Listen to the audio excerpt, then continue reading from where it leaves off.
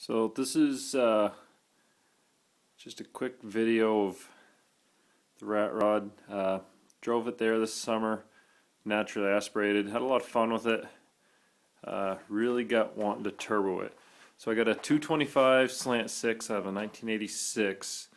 The head is off a 78. Had it planed, bring the compression up, poured it and everything. So at the time it made sense. Not the best idea of turboing, but I'm not going to go overboard on the boost anyway. I had a set of headers made for it. I went back to the manifold for the turbo application. Just it put the turbo more where I wanted it. But I got a Holley 350 two barrel on there. You can see I made a hat for it. No, that's not a soup can. We made it out of a piece of cylinder tubing. We machined ribs into it thinking it'd look cool, and anyway, it ended up looking like a soup can. The turbo I'm using is a CT26 off of Supra. Basically, I took a piece of, I believe what I used was Schedule 40. We machined it down so it wasn't so thick. Might have been Schedule 80. And then I pie cut the whole thing to get the tight radius. And I mean, it's a rat rod. You want to see welds, right?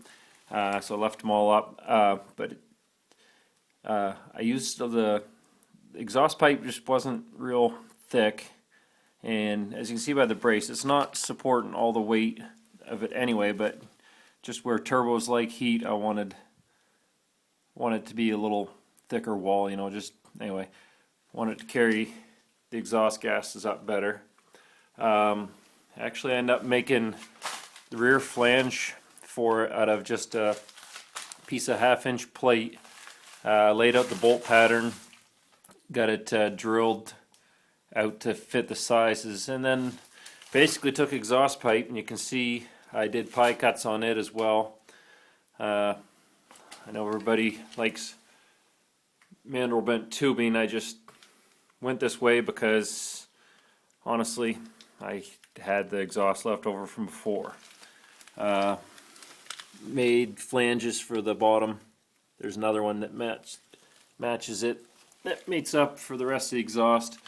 You can see I got the wastegate divorced. There's actually a small bridge in there to separate them, and when the wastegate's open, I'm going to try it just open like that. That's 1.5 inches. There's 2.5 for the main exhaust, which seems a little small. I know some people will think, but I'm running 1.5 inches for the wastegate. So really, the two together where they don't merge, I'm hoping it doesn't hinder anything. I got these great little flanges, actually pretty cheap. I was going to rig up something for the coolant and oil fill lines, but you can get these so inexpensive now that I just went with the bought ones.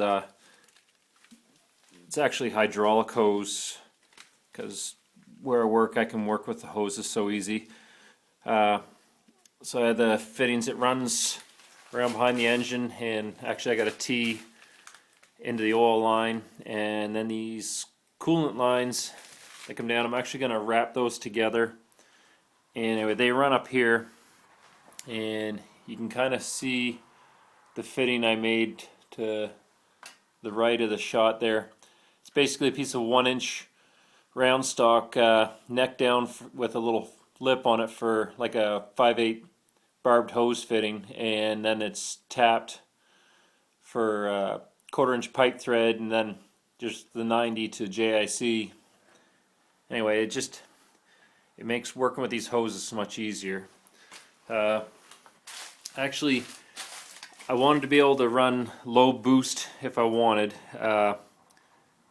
I believe when I tested this wastegate, it was right at 9.5 psi, and I wasn't really wanting to commit to that, so I did this spring relief to kind of drop it down to more in the 6 range, and that way I can adjust it. But anyway, that's what I got so far, and here's the rest of the girl. Oh, and here's the rims. I think I'm going to run on the front. Had to make wheel adapters to fit the old Ford and to support the lip